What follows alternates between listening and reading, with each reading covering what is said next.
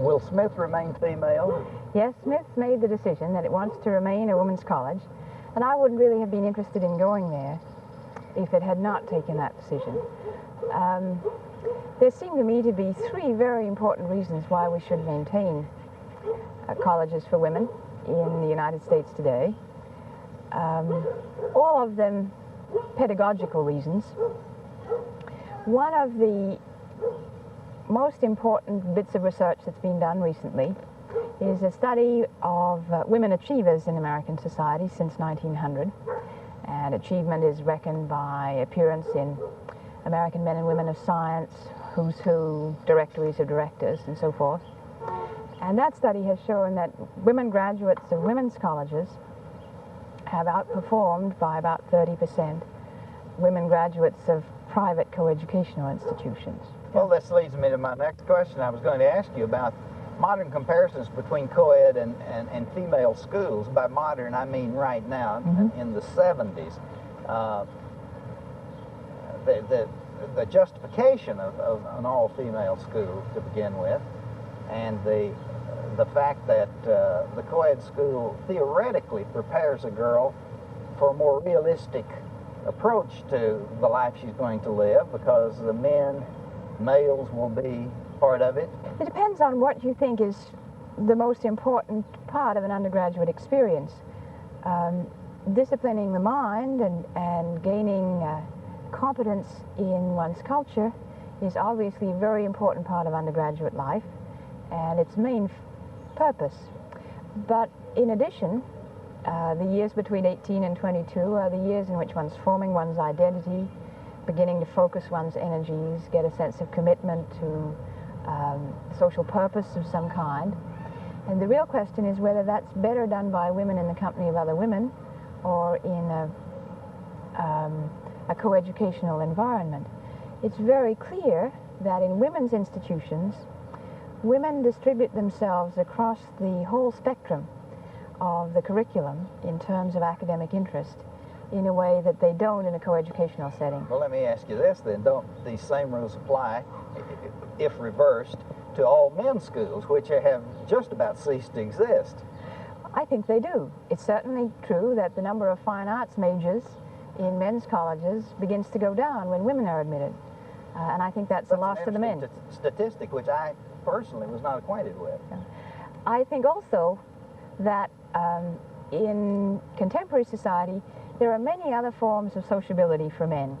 Men's clubs, men's work groups, many ways in which they can band together and build bonds with their peers. Our society doesn't allow many forms of collective life for women. And that's why I think the educational community for them is very important. Does our society not allow it, or does the species not express itself in that way? Anybody who believes that women are not capable of bonding has never studied the history of women's religious communities. I think that historically, one of the major trends in modernization has been the elimination of many kinds of sociability groups for women. Religious sororities, female guilds, female work groups of one kind or another. And of course, the household, as it has become more and more specialized, more and more isolated by modern technology, has eliminated the kind of living together for females that used to be very important. So this doesn't then maybe subtly imply there's a difference in the educational goals and our capacities of women in contrast to men? Or? No, as far as I'm concerned, my objective in teaching women is exactly the same as that in teaching men, to enable them to develop their minds, grow emotionally, and focus their energies. How does a school like Smith handle the technology as women go more and more into direct technical employment? We're doing a number of things at Smith to respond to the interest of women in finding places within the business and professional world and within the world of high technology. We have developed with the University of Massachusetts a joint program in engineering so that in 5 years a student can graduate with a Smith AB and the Bachelor of Science in Engineering. What does the phrase an educated woman mean to you? To me, an educated woman is very similar to an educated man. She's a person who has learned some insight into her own emotions and has developed powers of critical analysis so that she's not the prisoner of her own culture and its assumptions. She's a person who's learned habits of intellectual and aesthetic discipline that make her critical of her own emotional or aesthetic assumptions and able to refer them to the broadest and best ideas in our own culture. Today she's also a person who's familiar with other cultures besides Western European culture and able to understand some of the universal themes that are to be found in other views of life besides our own. How does Smith help that much abused and contemned American female, the wife and the mother? My predecessor at Smith, Thomas Mendenhall, always said that one of the objectives of the college was to make a woman's mind a good place to live the rest of her life.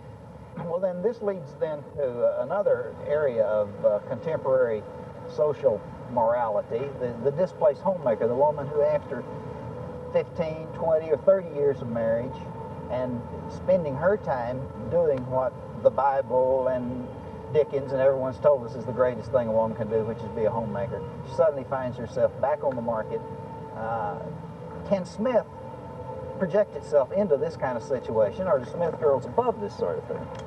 Well, Smith has for a number of years now run a program for its alumni, 10 or 15 years out of college, called Toward Beginning a Second Life.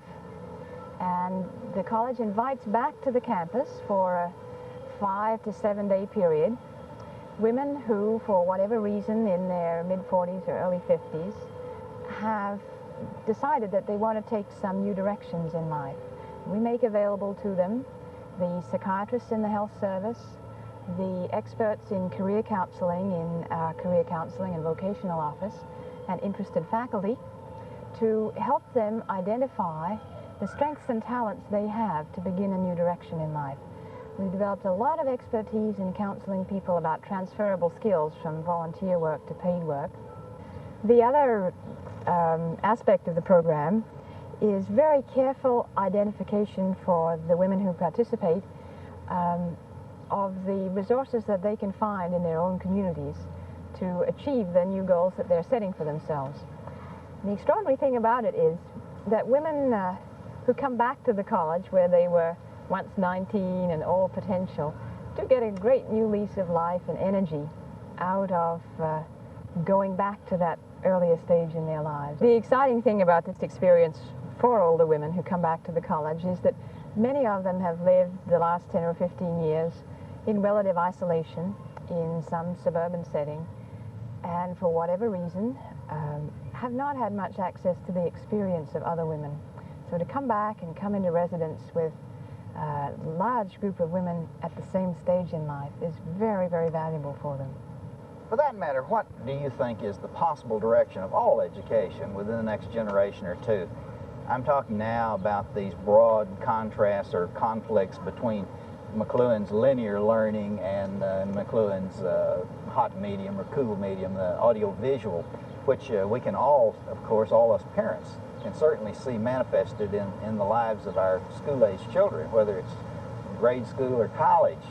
Will film and television replace the textbook? I am perhaps better qualified to answer than I might be because I spent so much time at the University of Toronto, which is Marshall McLuhan's home. That's right. And have been in some pretty heated arguments of one kind or another with him and with others about his ideas. It doesn't seem very clear to me that we can expect the media to replace the textbook or print in terms of teaching students to develop very abstract concepts. One of the